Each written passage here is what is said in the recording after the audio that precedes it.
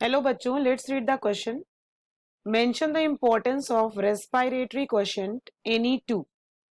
So question में कह रहा है कि हम लोगों को रेस्पिरेटरी क्वेश्चंट की इंपॉर्टेंस बतानी है, कोई भी दो इंपॉर्टेंस.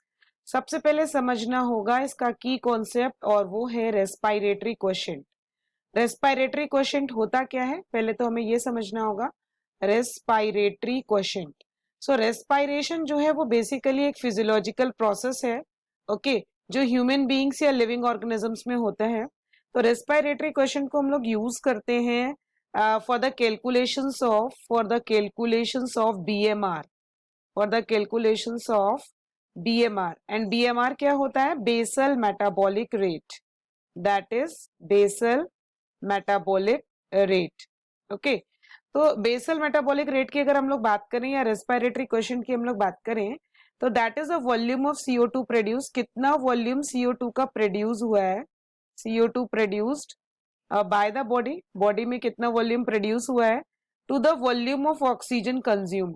कितना ऑक्सीजन जो है, वॉल्यूम ऑफ ऑक्सीजन कंज्यूम हुआ है by the body, to the volume of oxygen consumed by the body किसी भी रेस्पिरेशन प्रोसेस में over a period of time. तो इसको हम लोग रेस्पिरेटरी क्वेश्चन बोलते हैं, और ये ऑर्गेनिज्म टू ऑर्गेनिज्म जो है वो वेरी करेगा. ओके, सो रेस्पिरेटरी क्वेश्चन अगर हम लोग फैट की बात करें तो that is about 0.7, and respiratory quotient of carbohydrate की this is all about fat. And if carbohydrate की बात करें तो दैट इज अबाउट 1. इसी तरह सभी बायोमोलिक्यूल्स का जो रेस्पिरेटरी क्वेश्चन है दैट इज वेरी डिफरेंट. सो इसकी इंपॉर्टेंस पूछी गई है, तो importance number 1 for the calculation of BMR. और BMR का कैलकुलेशन हम लोग कैसे करते हैं, that I told you. Respiratory question का बेसिकली जो रोल है उसको हम लोग फैट और कार्बोहाइड्रेट के यूटिलाइजेशन के लिए भी पता कर सकते हैं. For the fat estimation of fat and